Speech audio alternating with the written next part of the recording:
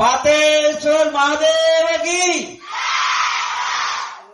આપણા વિસ્તારનો અહોભાગ્ય કહેવાય કે આજે ચોરા પ્રાથમિક શાળામાં કન્યા કેળવણી અને શાળા પ્રવેશોત્સવમાં ઉપસ્થિત આપણા ગુજરાત સરકારના ઉપસચિવ શ્રી ખરેખર સાહેબ અમે બધા આગેવાનો ખૂબ ખૂબ દિલથી આભારીએ છીએ અને અમારા વિસ્તારની અંદર આપે જે પગલા કર્યા છે એમાં અમે ખરેખર દિલથી સરકારશ્રીનો અને આપનો ધન્યવાદ ને આભાર માનું છું.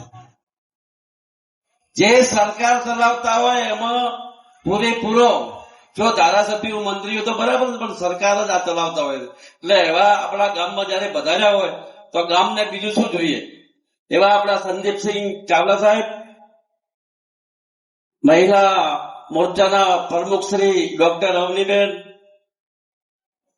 ક્લાસ 2 અધિકારી અને આપણે જોરાપુરા પ્રાથમિક શાળાના આચાર્ય ભાઈ શ્રી પ્રજાપતિ સાહેબ, પરવીણભાઈ, ભારતીય જનતા પાર્ટી ડીસા તાલુકાના પ્રમુખ અમારા મિત્ર શ્રી ભાઈ શ્રી સુમેરસિંહજી, જિલ્લા પંચાયત સદસ્ય ભાઈ શ્રી બાબુલાલ ગોજોર સાહેબ, ભાઈ શ્રી અજીતભાઈ, ગામના સરપંચ શ્રી, તાલુકા પંચાયત સદસ્ય ધારજીભાઈ ગમનાજી, અને સાહેબ આ સ્કૂલની અંદર છેલ્લા લગભગ 15 વર્ષથી હું 10 વર્ષ અહીંયા જિલ્લા ડેલિગેટ રહ્યો.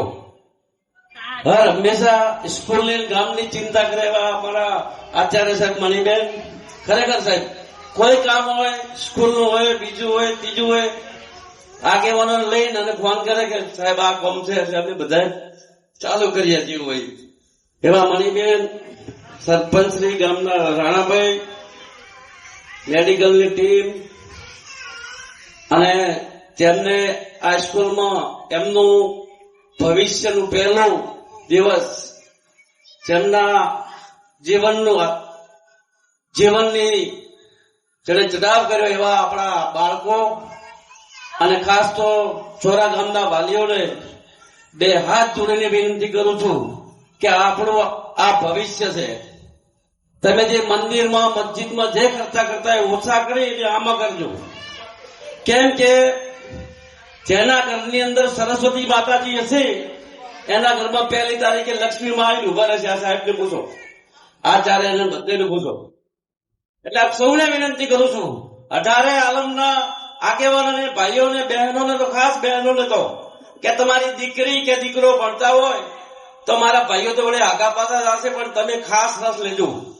અહીંયા સ્કૂલમાં આવે છે, શું કરે છે શિક્ષકો તમારા કરતા પણ વધારે પ્રયત્નો કરતા હોય પણ તમે થોડોક એમનામાં એનર્જી ઉતારજો કે મારો છોકરો છોકરી પ્રાથમિક શાળાએ જાય છે, શું કરે છે, કયું ભણે છે, શું છે. એટલે હું તો જે ખર્ચાઓ આડાવડા કરતા હો એ ખર્ચાઓ બધા આમાં કરજો. આ આપણું ભવિષ્ય છે. આપ સૌને વિનંતી કરું છું અને બાળકોને પણ વિનંતી કરું છું. સાહેબે અગાઉ હમણાં બહુ વાર્તા લગભગ ટાઈમ હશે તો કહેશે પણ મોબાઈલ થી દૂર રહેજો. ખરેખર સાહેબ મને બહુ ગમી વાર્તા આપની, એટલે મોબાઈલ થી દૂર રહેજો. હા, મોબાઈલમાં 2 ફાયદા છે, નુકસાની છે અને ફાયદો છે. પણ અત્યારે હાલ મારા એક મિત્રને 4 દીકરા ભણે છે, 12 પાસ કર્યું સાહેબ, હજુ સુધી મોબાઈલ નથી કર્યું.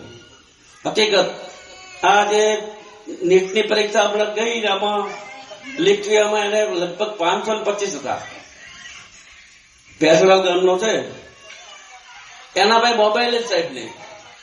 એટલે આ રીતે બાળકોને ખાસ વિનંતી કરું છું કે આપણા પરિવારનો, આપણા ગામનો, આપણા તાલુકાનો, રાજ્યનો, જિલ્લાનો માં આપણું નામ રહે એવું કાર્ય કરશું. જય હિન્દ, જય ભારત, જય ભારત માતા. ખૂબ સરસ.